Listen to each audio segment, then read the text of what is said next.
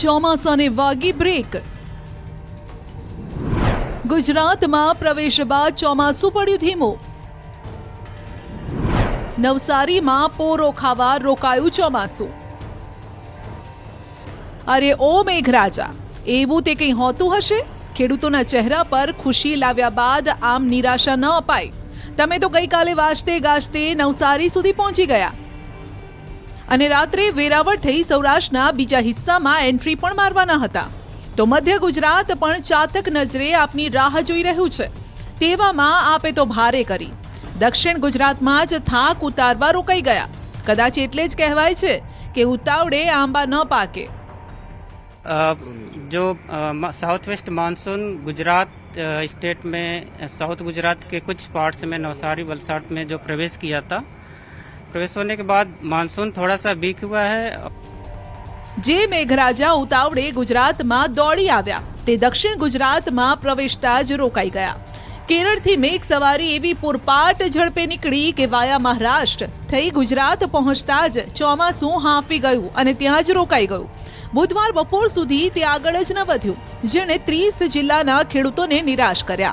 વલસાડ, નવસારી, ડાંગ પહોંચતા જ ચોમાસું એવું થાક્યું કે હવે લાંબો વિરામ લે તેવી શક્યતા છે.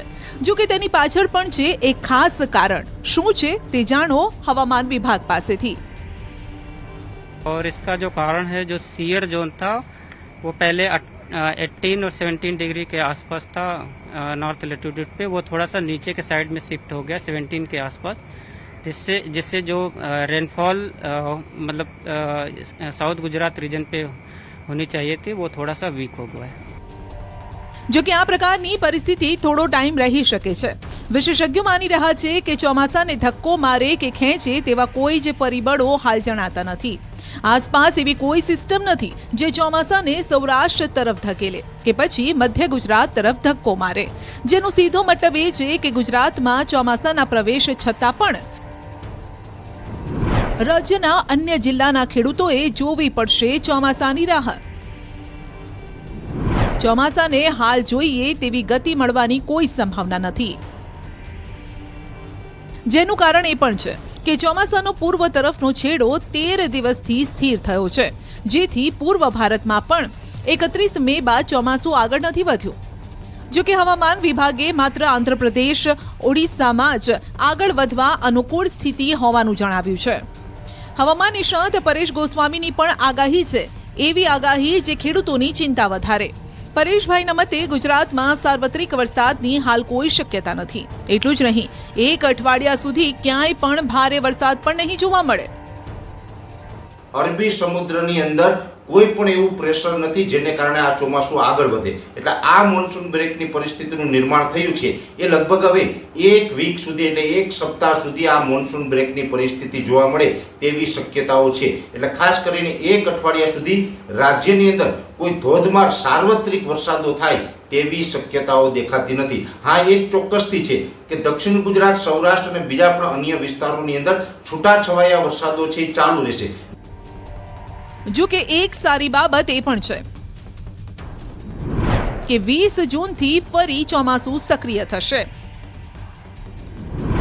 16 અને 17 જૂને પણ રાજ્યમાં વરસાદની શક્યતા છે. જો કે રાજ્યમાં છૂટો છવાયો વરસાદ તો ચાલુ જ રહેશે. અરબી સમુદ્રમાં હાલ દબાણ ન હોવાથી ચોમાસાને બ્રેક વાગી છે. એટલે લગભગ 20 તારીખથી રાજ્યની અંદર ફરીથી ચોમાસું સક્રિય થાય તેવી શક્યતાઓ હાલ દેખાઈ રહી છે. જો કે 16-17 તારીખમાં પણ ચોમાસું સક્રિય થશે, પણ એમાં કોઈ મોટી ઉથલપાથલ થાય 16-17 તારીખથી કોઈ સાર્વત્રિક વરસાદો થાય તેવી શક્યતાઓ નથી. એટલે હમણાં કોઈ મોટા વરસાદના રાઉન્ડની આશા ન રાખવી. 20 તારીખ પછીથી ફરીથી નૈઋત્યનું ચોમાસું સક્રિય થઈ અને આગળ વધશે, એ પછીથી આપણે સાર્વત્રિક વરસાદોના લાભ મળી શકે છે. વરસાદે વિરામ લીધો એનો મતલબ એવો નથી કે રાજ્યમાં જરાય પણ વરસાદ ન પડે. વરસાદ તેની હાજરી તો પુરાવતો રહેશે, પણ જોઈએ તેવો નહીં વરસે. હવામાન વિભાગના મતે આગામી 5 દિવસ સામાન્ય વરસાદની આગાહી છે. જો કે આ વરસાદ પણ સામાન્ય નહીં હોય, પવનના સુસવાટા સાથે આવશે. દક્ષિણ ગુજરાત અને સૌરાષ્ટ્રમાં થંડરસ્ટોર્મ સાથે છૂટાછવાયા વરસાદની આગાહી કરાઈ છે.